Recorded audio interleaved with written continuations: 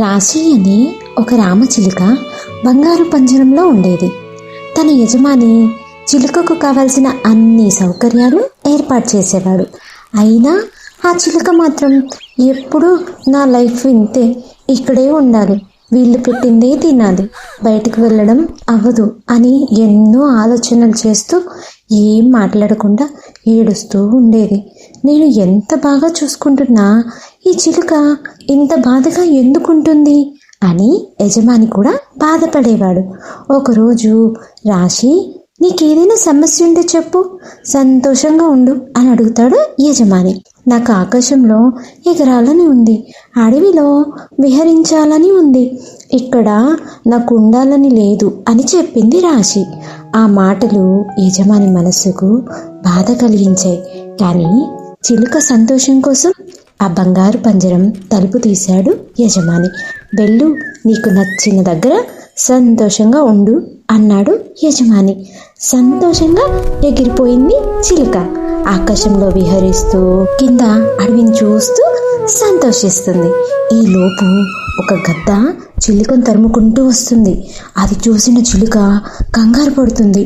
చాలా వేగంగా ఎగురుతూ అడవిలోకి వెళ్ళిపోతుంది. గద్ద కనిపించదు. అమ్మయ్య అనుకుంటూ అడవిలో ఒక చిలుక చెట్టు మీద కంగారు పడుతూ ఉండటం చూస్తుంది. ఎందుకంత టెన్షన్ పడుతున్నావు అని అడుగుతుంది. మరో చిలుక, ఏం లేదు, నువ్వు ఇక్కడ 2 నిమిషాలు ఉంటావా, నేను బయటికి వెళ్ళి వస్తాను అంటుంది. సరే అంటుంది చిలుక. రెండో చిలుక వెళ్ళిపోతుంది. చిలుక తల తిప్పి చూస్తే ఒక వేటగాడు విల్లు కురిపెట్టి తన వైపే చూస్తుంటాడు. అది చూసిన చిలుకకు తను ఆపదలో ఉందని అర్థమవుతుంది. వెంటనే అక్కడి నుండి పారిపోతుంది. చాలా అలసిపోతుంది, బాగా ఆకలి వేస్తుంది.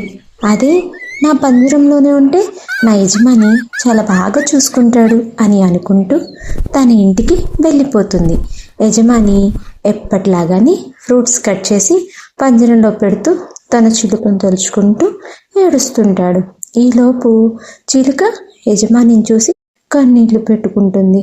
చిలుక తిరిగి వచ్చినందుకు సంతోషించి ఆనందిస్తాడు యజమాని. చిలుక పంజరంలోకి వెళ్తుంటే యజమాని చిలుక ఇంట్లోనే స్వేచ్ఛగా తిరిగేలా ఏర్పాటు చేస్తాడు. చిలుక సంతోషంగా ఇంట్లోనే తన జీవితాన్ని గడుపుతుంది. కథలో నీతి, మనం సేఫ్ ప్లేస్లో ఉన్నంత వరకు నా లైఫ్ ఇలా ఉందే అని ఆలోచించి మనస్సును భారం చేసుకుంటే ఎవ్వరూ మనకి నచ్చరు, మనం సంతోషంగా ఉండలేము. మన ప్రపంచం మనకి నచ్చకపోవచ్చు, కానీ ఒక్కసారి బయట ప్రపంచంలోకి వెళ్ళి చూస్తేనే మన ప్రపంచం ఎంత అందమైనదో అర్థమవుతుంది. మన అనుకునే వాళ్ళే మన రక్ష అని అర్థమవుతుంది. అందుకే మన లైఫ్లో మనకున్న ఫెసిలిటీస్ని భగవంతుడు మనకిచ్చిన గొప్ప బహుమతి అనుకోవాలి. మన లైఫ్ మనకు గాడ్ గిఫ్ట్. దాన్ని ఎంజాయ్ చేస్తూ మన వాళ్ళ సపోర్ట్తో జీవితంలో ముందుకు వెళ్ళండి. ప్రతి క్షణం ఎంజాయ్ చేయండి. మీరు సంతోషంగా ఉండండి. మీ వాళ్ళని సంతోషపెట్టండి. Please subscribe to this channel and join our fun journey to see more cute videos every single week for you all.